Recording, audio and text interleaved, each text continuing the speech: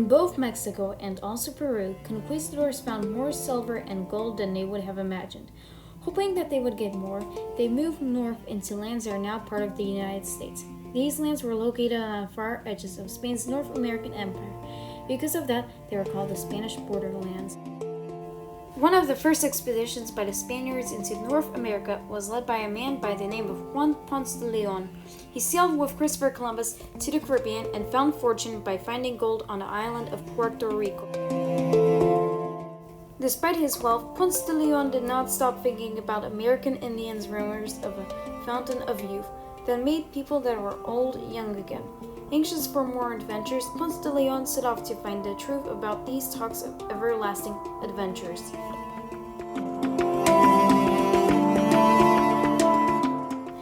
Ponce de Leon landed on a peninsula of North America in April of 1513.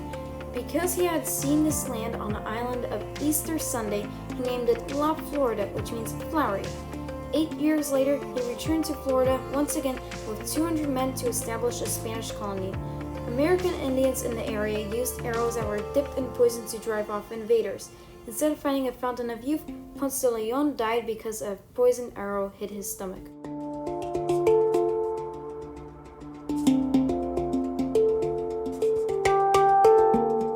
Another legend sparked yet more Spanish expeditions into North America. An old Spanish tale mentioned the 7 cities of Cibola. These cities were so rich that it was said that they decorated their streets and houses with gold and jewels. Soon the Spanish started hearing American Indians say similar tales, and the Spanish started believing that the 7 cities of Cibola were in North America. Spanish explorers started looking for the 7 cities in Florida and also present-day Texas. They found an abundance of adventures, but no golden cities. Then a Spanish priest by the name of Marcos de Niza claimed to have seen the city itself in what is now modern-day New Mexico.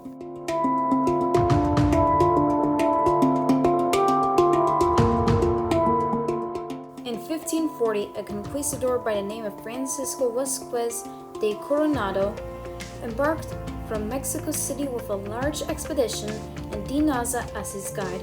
Their goal was to find the legendary 7 cities of Cibola.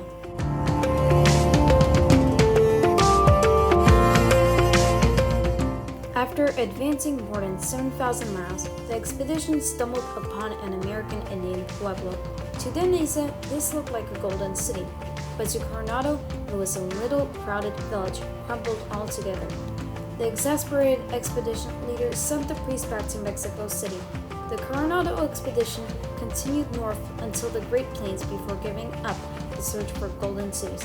Disappointed, Coronado reported back to Spain, "Everything is the reverse of what he said, except the name of the cities and the larger stone houses. The 7 cities are 7 little villages." As conquistadors explored new territories, they claimed the territories that they explored for Spain. By the 1600s, Spanish borderlands extended from Florida to Texas, New Mexico, Arizona, and finally California. At the beginning, Spain did little to encourage settlement in these areas. But when rival nations began to share an interest in this land, soldiers were sent to these lands to protect Spanish claims.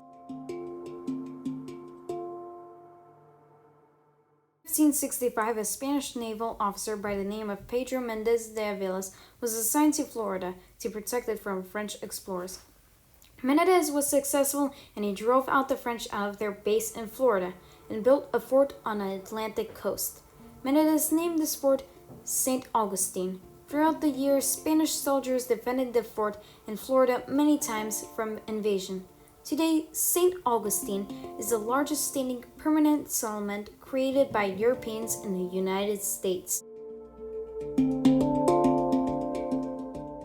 Catholic missionaries accompanied the soldiers to the borderlands. The missionaries built missions where they taught the local Indians new skills and taught them the Christian faith. Missions grew their own food and produced enough for inhabitants of the mission to be able to survive. Some settlers from Spain also moved into the borderlands, and they established towns and farms. Juan de Onat led the settlers and settlements of New Mexico. 1598, Onat brought 400 settlers and 7,000 animals to New Mexico. At first, the Indians native to this land welcomed the settlers. Sadly, the Spanish repaid the Indians' welcome with cruelty. The people of Pueblo were forced to work as slaves for the settlers.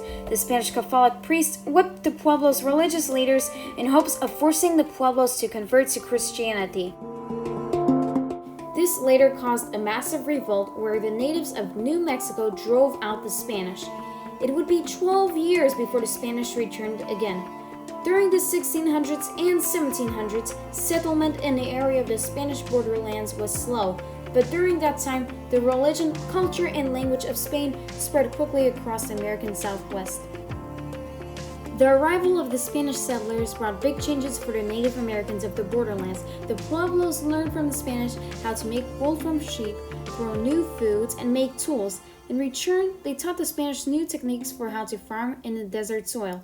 From California to Florida, some American Indians converted to the Catholic faith. The converted American Indians often lived and worked around the missions, growing food and helping to maintain the churches and buildings. However, these converts still practiced their traditional religion when they were able to. When the Spanish settled the borderlands, they brought new diseases to land, of which many natives died because they were unfamiliar to them.